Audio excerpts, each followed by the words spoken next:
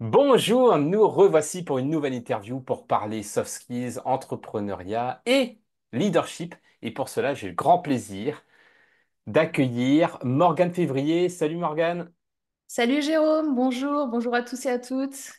Morgane Février que je ne présente plus. Voilà, si vous me suivez, vous l'avez vu, vous la voyez régulièrement dans mes emails sur LinkedIn parce que nous avons en effet coécrit ensemble les 7 types de personnalités en entreprise, un livre de leadership pour lequel, eh bien, vous pouvez aussi passer un questionnaire, un test de personnalité pour découvrir votre type de leadership. On va en parler justement dans cette interview. Mais avant d'aller dans le vif du sujet, parce qu'il y a peut-être des personnes qui ne te connaissent pas encore, est-ce que tu peux te présenter très rapidement? Wow, bonjour, écoutez, moi je suis Morgane Février, je suis entrepreneur depuis maintenant 12 ans et j'accompagne les entrepreneurs, les leaders à créer la vie qui leur ressemble, à la fois dans leur capacité justement par rapport au leadership, mais aussi sur la partie produits, marketing, réseaux sociaux, pour créer des business en ligne, pour être visible, pour être libre. Et du coup, le sujet du leadership, évidemment, me parle. Là, on est sur l'entrepreneuriat, du leadership, des soft skills. Ça devrait bien se passer. Exactement. Donc, merci encore d'être là aujourd'hui. Et moi, la première question qui me vient part plutôt d'un constat personnel, et je ne sais pas si tu as fait le même, c'est que pour moi, l'entrepreneuriat, c'est une formidable école de leadership. Moi, j'ai connu que ça après mes études, et je trouve que ça m'a fait beaucoup grandir en termes de leadership. Est-ce que tu es d'accord avec cette vision? Yes, je suis assez d'accord avec cette vision. Et après, je dirais, est-ce que c'est l'œuf qui a fait la poule ou est-ce que c'est la poule qui a fait l'œuf? C'est-à-dire, est-ce que tu vas dans l'entrepreneuriat parce que tu considères que tu as du leadership ou est-ce que euh, tu construis ton leadership dans l'entrepreneuriat? Moi, je pense que c'est un peu des deux. Euh, De toute façon, on l'a vu avec notre ouvrage Les 7 types de personnalités, on est tous les deux de la catégorie de gens qui pensent que le leadership, ça s'acquiert, ça se travaille, ça fait partie d'un ensemble de soft skills. Et c'est vrai que, oui, clairement, c'est une école de leadership, même quand tu en as au démarrage, parce que forcément, il y a un tas de facteurs. Si tu veux, on peut peut-être en énumérer quelques-uns. Moi, j'en vois un assez évident, c'est la prise de décision. La prise de décision, quand tu es entrepreneur, tu es confronté quasi en permanence à prendre des décisions. Il y a des décisions critiques, d'autres un peu moins. Il y a des prises de risques aussi, quelquefois dans cette prise de décision, mais en tous les cas, derrière, au niveau du leadership, ça veut dire pouvoir analyser rapidement des situations complexes, pouvoir évaluer les risques, pouvoir récupérer un petit peu toutes ces infos pour prendre des décisions éclairées et qui nous conviennent et qui conviennent à notre business, tout simplement. Donc ça, c'est un premier point. Ouais. Et en effet, ouais, on prend tous les jours des décisions, qu'elles soient mineures, qu'elles soient majeures, souvent en lien avec une vision aussi, parce que le leadership, c'est ça, c'est que Mm. en tant qu'entrepreneur, on doit anticiper, on doit savoir là où on veut aller, avec des objectifs. Et après, il y a tout un chapitre là-dessus, toute une partie du livre aussi là-dessus, sur Mm. la gestion des crises quand ça ne va pas bien. Je Mm. sais pas, toi, j'imagine que en tant qu'entrepreneur, tu as eu des moments plus difficiles où ça allait moins bien, et Mm. que c'est surtout dans ces moments-là que tu as pu justement pu développer ton leadership et les soft skills de leader qui vont avec. Clairement, et là, j'ai envie de dire, là, tu vas toucher, à mon avis, à la résilience, à la persévérance que tu dois mettre en œuvre. Clairement, alors, ça arrive qu'il y ait des gens à qui tout réussit et que tout marche bien du premier coup. Je dis pas que ça n'arrive pas, mais globalement, c'est certainement pas la majorité. Donc, forcément, tu as un chemin qui va être un peu semé d'embûches, de défis. C'est un petit peu. Et puis, plus tu as un business gros, plus les problèmes sont gros, finalement. On Mm. se dit toujours. Moi, ça fait 12 ans que je fais ça, mais j'accompagne encore des gens qui se lancent, qui sont en reconversion, qui ont envie de tester un petit peu ce qu'ils peuvent faire tout seuls. Et c'est vrai que c'est pas forcément. On pense que on va y arriver, on arrive à un certain cap, un certain point, puis hop, on a des nouveaux problèmes. Donc, quelle que soit la taille de votre boîte, même les gens que vous voyez qui sont ultra successful, qui sont millionnaires, milliardaires, qui ont plein de choses et tout ça, eux aussi ont des problématiques. Donc, Mm. l'entrepreneuriat, c'est semé d'embûches, c'est semé de défis. Il faut surmonter les échecs, il y en aura. Il faut persévérer face à ce qui va se passer, aux obstacles. Il faut réussir à maintenir une attitude positive aussi. Donc il y a vraiment cette histoire de résilience, de persévérance, je pense, qui est vraiment cruciale et qui touche plein le leadership. Et quelquefois, ben, vous n'avez pas la forme, peut-être vous n'avez pas envie de faire un live, vous n'avez pas envie de créer un contenu, vous n'avez pas... Et ça, bah, c'est un petit peu, moi, ce que je dis aussi souvent, j'accompagne aussi des artistes ou des personnes qui sont assez visibles, des influenceurs. Et c'est des personnes où ben, tu peux pas, euh, tu peux pas dire à quelqu'un quand ça fait 1 an que la place de concert est réservée, enfin quelqu'un, à 10 000 personnes, ce soir je peux pas parce que j'ai un petit peu mal à la tête, donc revenez plus tard. C'est pas possible. En tant qu'artiste, tu dois dire, ok, j'ai un petit peu mal à la tête, qu'est-ce que je fais pour ne pas avoir ce mal de tête, pour que ça passe, et pour aller faire le show. Donc, the show must go on. Et voilà, résilience, persévérance, c'est vraiment, je pense, très, très clé en fait dans les soft skills entrepreneurs et on va chercher sur le leadership là. Mm, mm. Mm. Et donc, tu disais en effet que dans notre vision du leadership, c'est quelque chose qui se travaille et c'est quelque chose qui est accessible à toutes et à tous, que nous avons tous du leadership, mais avec une teinte singulière, une teinte différente. C'est pour cette raison que nous avons identifié 7 types de leaders et qu'il y a un test pour cela. Et ce que je te propose maintenant, c'est de voir en quoi chacun de ces types de leadership peuvent nous aider dans l'entrepreneuriat, sachant que nous les avons toutes et tous au moins potentiel et qu'on peut activer une forme de leader en nous en fonction de la situation. Et on va commencer par lequel tu as envie de commencer, tiens, justement, pour voir en quoi ce profil-là peut nous aider dans l'entrepreneuriat. Bah, je te propose, on va commencer dans l'ordre, comme ça Ouais. va éviter qu'on se disperse trop. Moi, je suis capable de faire des digressions, donc au moins on va s'y retrouver. On a 7 profils en fait du coup hein, qu'on a observé. Et donc, on a bah, le leader visionnaire, le profil numéro 1. Alors, c'est pas le numéro 1 parce qu'il est mieux que les autres, hein, c'est numéro 1 dans la liste. Donc, le profil visionnaire, on va être sur une capacité d'anticipation de ce qui pourrait se passer. On va être dans tout ce qui va être approche du futur. En particulier, bah là, sur les leaders visionnaires, typiquement, la plupart, forcément, vont s'intéresser à l'IA aujourd'hui. Enfin, sinon, tu peux pas être leader visionnaire si tu t'intéresses pas à l'IA, c'est pas possible.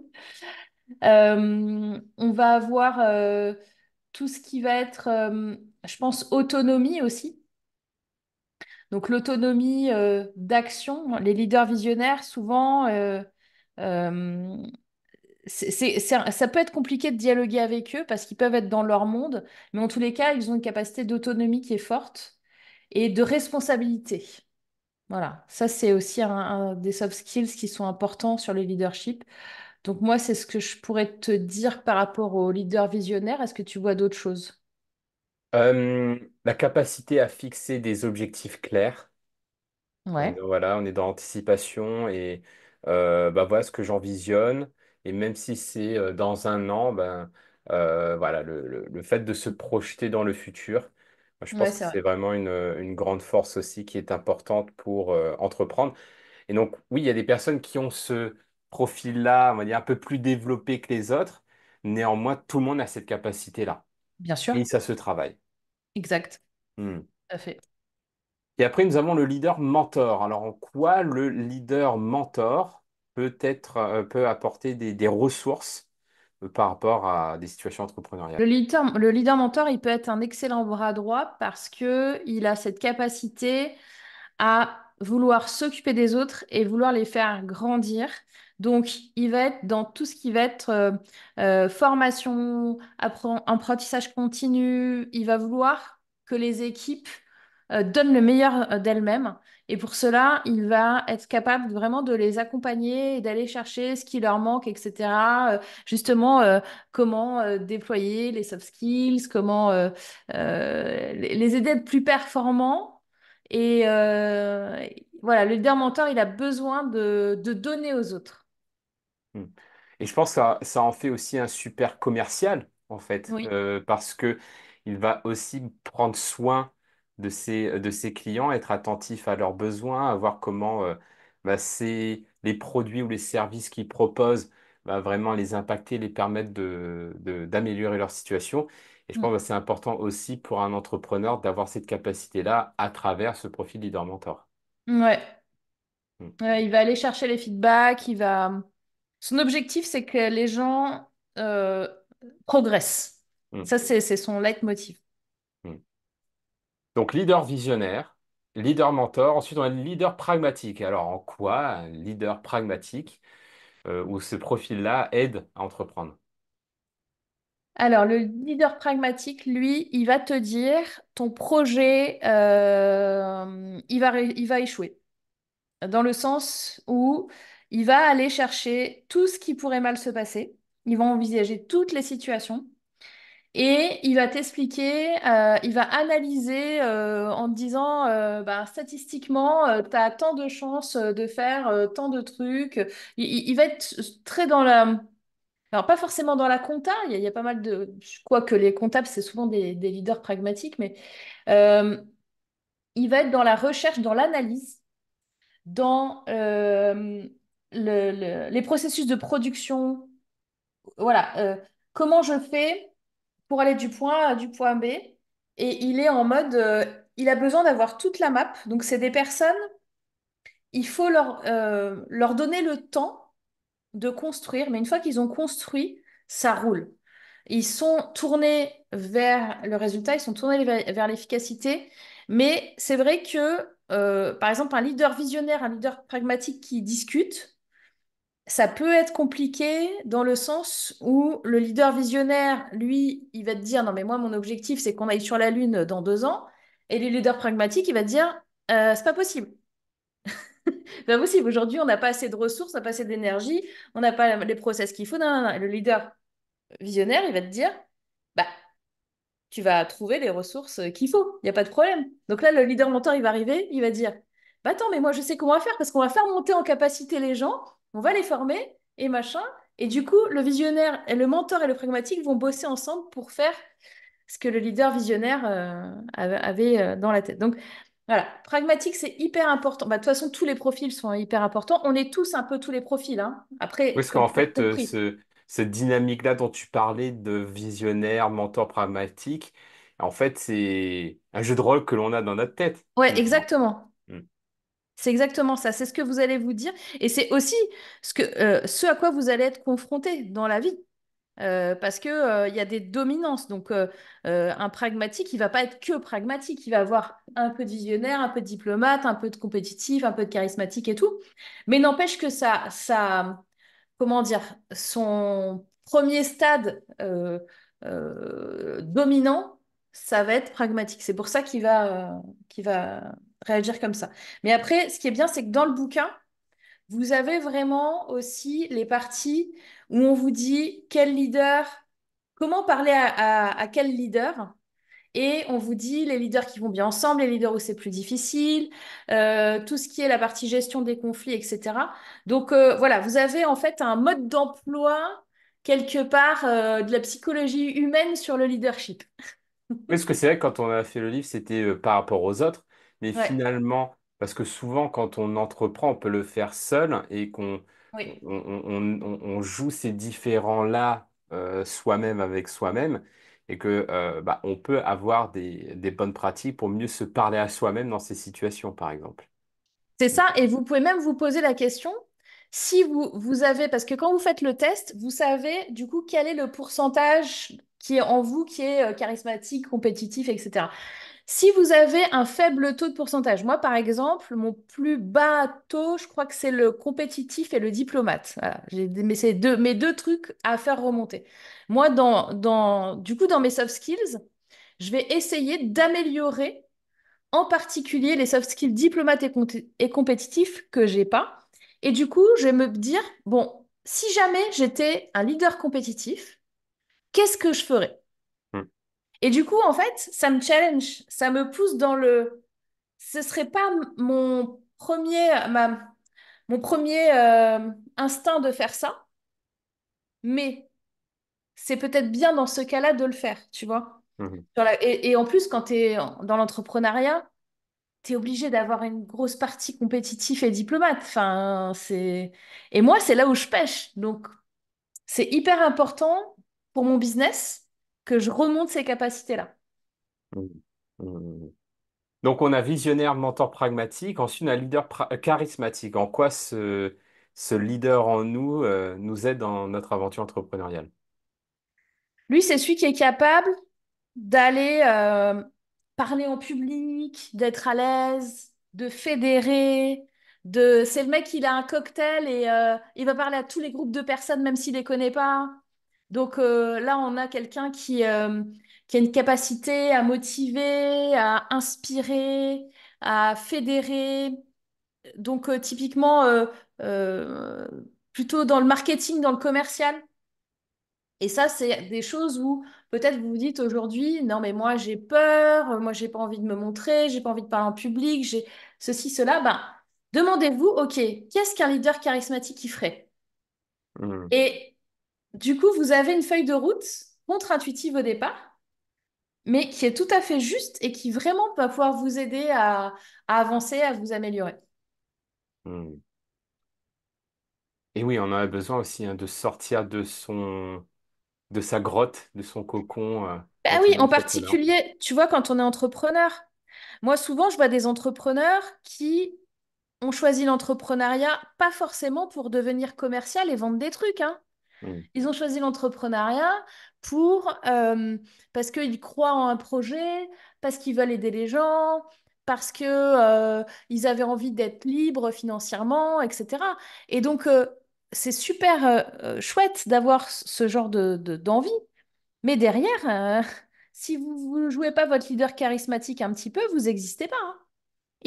Faut aller vendre votre projet, hein, votre produit. Si personne ne sait ce que vous avez à vendre, vous aurez le meilleur produit du monde, ça servira à rien. mhm, Donc l'aspect charismatique aussi est ultra important à développer. mhm. Et ça se développe. C'est ça aussi la Exactement. bonne nouvelle, parce que c'est vrai que souvent on peut dire oui, il y a des personnes plus charismatiques que d'autres, etc. Oui. Alors que non, en fait, c'est beaucoup de travail finalement.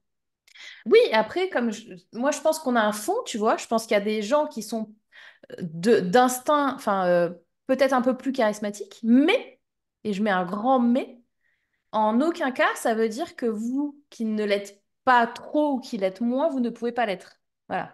C'est vraiment, comme tu dis, ça se travaille. Chacun des points qu'on a vus, chacun des différents leaders, des différents modes de leadership qu'on voit, vous pouvez y arriver en bossant dessus. Donc, c'est vraiment, c'est du travail de soft skills, c'est de l'expérimentation, c'est de l'action.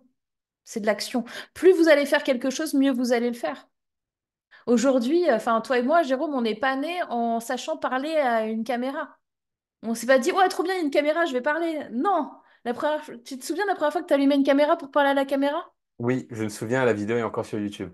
Ah, est-ce que tu étais super à l'aise? Ah C'était non, non, mais justement, génial? je pensais C'était une qu'elle est confiance encore. absolue? Non, non, j'ai hésité à. Je sais pas si elle est encore sur YouTube. Elle est encore sur ma chaîne, mais je pense qu'elle est en répertorié parce que oui, j'étais étudiant et ouais, c'était pas fou. Même la chemise, je me rappelle, elle était pas très bien repassée. Mais oui, mais regarde. Et pourtant, si tu n'avais pas fait cette vidéo, Mm, bah, tu serais pas là aujourd'hui à me parler. Ça mm, fait partie du chemin. Ça fait partie des vidéos et des centaines et des dizaines et des milliers de vidéos que tu as tournées qui font qu'aujourd'hui, quand tu arrives devant la caméra, tu te dis plus oh putain, il y a une caméra, comment je vais faire, etc. mm, Tu le fais naturellement. Là, on est en train de discuter comme si on était voilà, vraiment en vrai ensemble, dans une salle ou je ne sais où, dans un restaurant, on est en train de parler. Voilà, toi et moi, ça nous paraît naturel aujourd'hui. Mais mm, parce qu'on a fait je sais pas combien de milliers des vidéos. oui. Mm. Donc Pas oui, parce que c'est inné. oui. Donc le leader charismatique, rassurez-vous, ça se travaille, ça se pratique. On devient meilleur à ça. Au même titre que leader diplomate, qui est Mm. donc le profil numéro 5, qui aide aussi à entreprendre, mais dans quelle mesure? Alors, lui, il va aider sur tout ce qui va être gestion de conflits, tout ce qui va être cohésion d'équipe. Euh, Lui, il supporte pas en fait qu'il y ait des problèmes, des tensions. Donc, il va apaiser. Euh, Typiquement, vous, si vous êtes effectivement entrepreneur seul, par exemple, ou avec des équipes très restreintes, ça veut dire à quel moment vous vous posez, vous vous calmez, peut-être vous faites une petite séance de relaxation, vous allez marcher, vous voilà, que vous recevez, je sais pas, vous recevez un mail désagréable de quelqu'un, un client, un partenaire, peu importe. Eh ben, vous mettez votre casquette diplomate, vous respirez un coup, vous ne répondez pas tout de suite à cet email, quoi qu'il arrive, même quel que soit, même vous avez l'impression que c'est suffisamment tempéré et tout. Non, non, non, vous ne répondez pas. Vous commencez à écrire, mais vous ne l'envoyez pas, surtout. Vous allez faire un tour, vous faites de la relaxation. etc. Voilà, c'est la partie de vous qui doit rester, euh, comment dire, blindée à toute épreuve, qui doit essayer d'aller trouver le le compromis, qui doit essayer d'aller trouver euh, quelque chose pour que les choses se passent bien. Et c'est pas toujours facile de le faire. Il y a des fois, ça va pas bien se passer avec un partenaire, avec un freelance, avec un client, voilà. Et ben, si vous êtes un peu comme moi je suis très en mode je déteste l'injustice. Quand c'est très injuste, ça peut me faire sortir de mes gonds. Donc là, je mets ma casquette diplomate envers moi-même. Je me dis, écoute, Morgane, à quoi ça sert en vrai de t'énerver là? Ça sert à rien. Faut essayer de construire en fait. Essayer de d'aller chercher qu'est-ce qu'on peut faire. Et d'ailleurs, on a tout un chapitre dans le bouquin sur la gestion de conflits. Hmm. Et que vous soyez diplomate ou non, justement, ça peut vraiment vous aider. Hmm. Et comme pour tous les autres profils, de toute façon, si vous dites, bah non, moi, je suis pas du tout diplomate, eh bien, vous ne l'êtes peut-être pas encore, mais c'est tout à fait possible de le devenir parce que justement avec les techniques, que ce soit des techniques de respiration ou des processus de questionnement, etc., on peut intégrer déjà la posture du diplomate, même si ça nous demande énormément d'efforts que de contenir la bête à l'intérieur qui a envie de sortir de sa cage et de... Et d'ailleurs, souvent, ce profil-là de leader diplomate peut entrer, on va dire, en collision ou en complémentarité avec le leader compétitif, donc le sixième profil, qui est aussi un profil très utile, un profil de leader très utile dans le cadre de l'entrepreneuriat d'ailleurs. Oui, alors lui, il a des exigences assez hautes. On a souvent des perfectionnistes chez les compétitifs. Euh, Lui, ce qu'il veut, c'est gagner. Ce qu'il veut, c'est finir premier. Ce qu'il veut, c'est être premier, numéro un. C'est que ça, sa vie, c'est ça. C'est aussi être mieux que les autres. C'est aussi être devant. C'est voilà, c'est tout un tas de choses en fait aussi que la société bah, nous a un petit peu, comment dire, nous a Conditionné? dit, ouais, nous a un peu conditionné à ne pas être. Parce que c'est pas bien d'être premier, c'est pas bien d'avoir de l'argent, c'est pas bien de... Alors c'est bien d'être premier quand tu es en cours, mais à partir du moment où tu as fini tes études, là c'est plus bien. Enfin c'est Mm, très français comme façon de penser, mais c'est un peu ça. Euh, donc le leader compétitif, il est très exigeant, il est très exigeant envers lui-même et il est très exigeant envers les autres. mm, Donc, ça peut faire des étincelles parce que c'est aussi quelqu'un qui a beaucoup de mal en général. Enfin, l'empathie n'est pas forcément sa qualité première, pour être honnête. Et du coup, euh, il va avoir du mal à se mettre dans la peau des autres, donc il ne va pas forcément comprendre. C'est pour ça aussi que on vous donne un mode d'emploi pour parler aux leaders compétitifs dans le bouquin, mais également si vous êtes en dominant leader compétitif, ça va énormément vous aider aussi à mieux communiquer. Il y a tout un chapitre justement sur mieux communiquer avec les autres. Et il est important dans une entreprise parce que vous devez aussi, à un moment donné, retrouver de la rigueur, retrouver de la discipline dans ce que vous faites. C'est pas parce que vous êtes entre guillemets libre en tant qu'entrepreneur de votre planning et de faire ce que vous voulez qu'il ne faut pas instaurer de la discipline. Je sais que ce mot discipline, ça fait peur à des gens, mais il est réel. C'est une faculté, un petit peu comme les routines. C'est ce qu'on a, on l'aborde d'ailleurs dans la. Je fais une petite digression, mais c'est pas grave.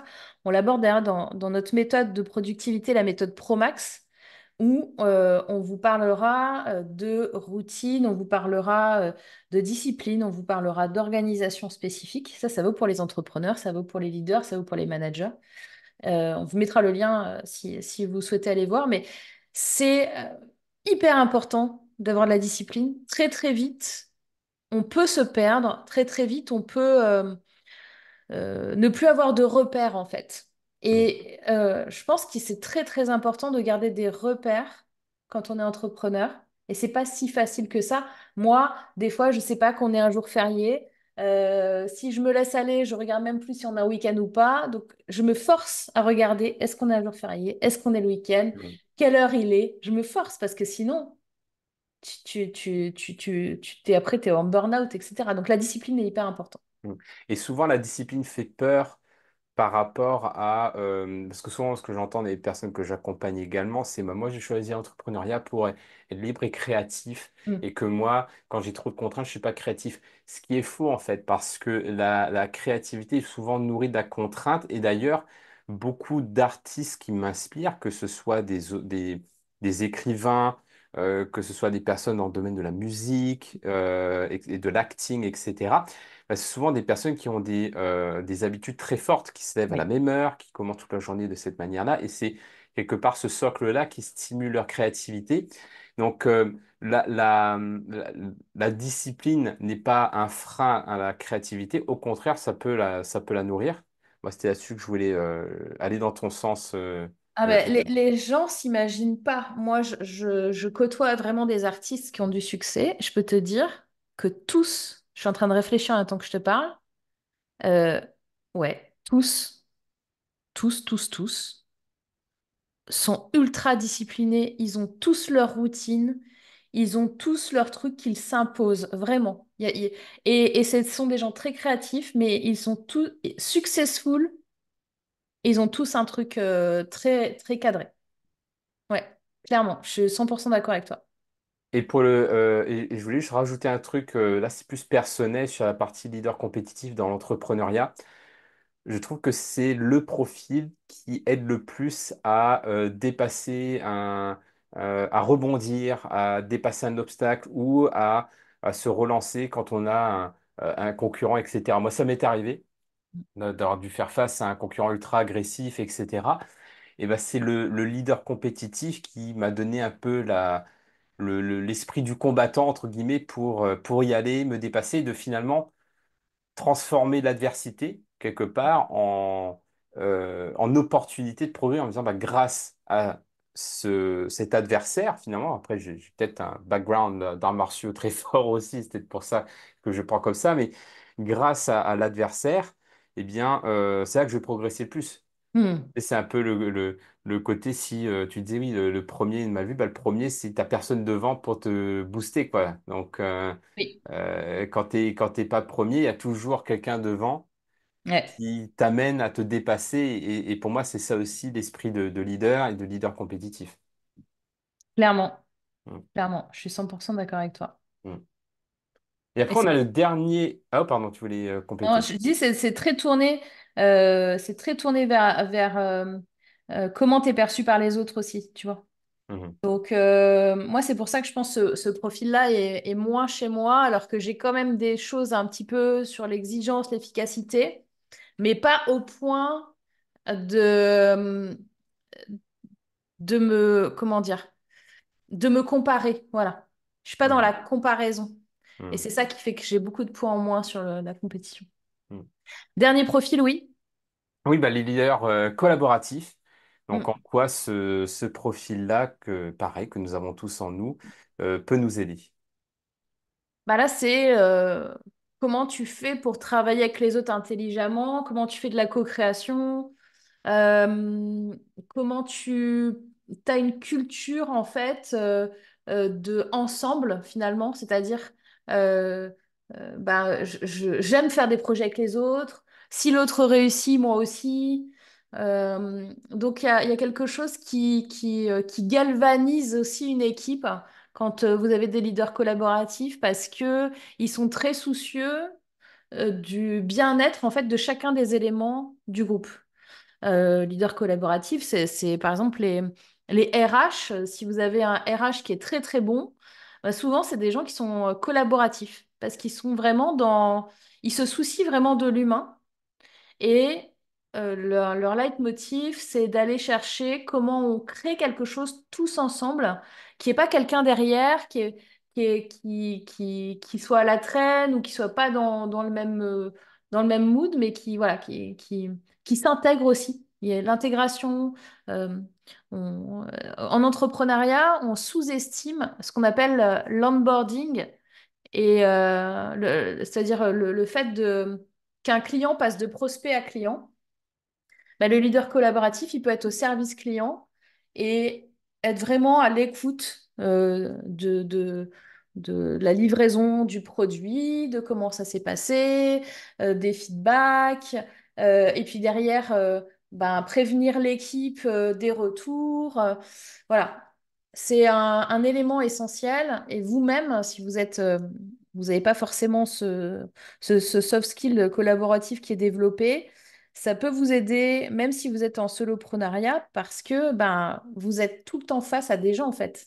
Enfin, vous pouvez pas juste... N'importe quel solopreneur a forcément un contact, ou alors son business ne fait rien du tout, mais vous avez forcément des contacts avec des prospects, des clients, des partenaires, des choses. Donc, il faut comprendre cet aspect-là pour voilà, valoriser le travail d'équipe. Nous, aujourd'hui, avec Jérôme, par exemple, bah, on fait ce podcast ensemble. On est dans la co-création sur les produits. Voilà, donc on est en collaboration. Et si lui et moi, on avait 0% en leader collaboratif, ce serait très dur pour chacun de nous. Donc voilà. Donc c'est hyper intéressant comme profil aussi. Mm. Et qui a un penchant, on va dire, un côté très yin Ouais, du leader compétitif qui a un côté très yang. C'est-à-dire que ouais, le leader collaboratif, plutôt que de voir la compétition et comment la compétition peut l'aider à devenir meilleur, etc., il va être plutôt dans le mode, OK, comment je peux faire un partenariat avec cette personne? ouais. Comment on va trouver la synergie? Et ça, c'est une force hyper importante en entrepreneuriat aussi, d'autant plus que ben, aujourd'hui, il ne faut pas se leurrer, on est dans une situation où entreprendre est beaucoup plus challengeant qu'il y a 10 ans, par exemple. Et c'est vrai que bah, avec cette notion de collaborateur, on est vraiment dans cette philosophie de ce fameux proverbe africain qui dit que seul on va plus vite, mais ensemble on va plus loin. Hmm. Et c'est le leader collaboratif qui le permet. Hmm, clairement. Super, bah, je trouve qu'on a été très complet. On a passé en revue les 7 profils de leaders et en quoi ils nous aident à mieux entreprendre. On a vu que bah, chacun peut développer son leadership pour cela. Est-ce que tu aurais un mot de la fin à partager avec nous par rapport à cette interview?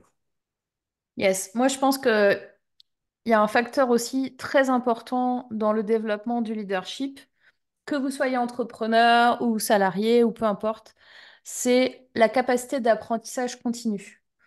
Euh, Acquérir des nouvelles compétences, des nouvelles connaissances, ça va forcément vous améliorer vous, mais ça peut aussi améliorer votre business, ça peut aussi améliorer vos relations. Euh, et je pense que c'est assez fondamental pour avoir de la polyvalence, de la résilience, pour continuer à être inspirant. Et on touche une nouvelle ère de révolution avec l'IA. et ça va changer encore beaucoup de choses. Alors, il y en a qui sont complètement pas prêts. Ça va peut-être prendre un petit peu moins de temps que dans les films de science-fiction, mais ça peut arriver très très vite. Et l'apprentissage continu, ce sera vraiment la chose qui peut vous sauver dans le sens où quand vous avez déployé vos soft skills, quand vous êtes dans cette mentalité d'apprentissage continu, vous pouvez tout faire en fait. C'est-à-dire que vous serez prêt aux nouvelles opportunités, quoi qu'il arrive, quoi qu'il se passe, et vous allez toujours, entre guillemets, avoir du travail. Enfin, moi, c'est ce que je pense. Yes. Merci beaucoup Morgane. Donc on vous met en dessous de la vidéo le lien pour le test de leadership pour voir parmi ces 7 soft skills, ces 7 profils, pardon, eh bien, lesquels sont les plus dominants chez vous. Et faites le test et voyez comment cela peut vous aider à entreprendre aussi dans votre quotidien.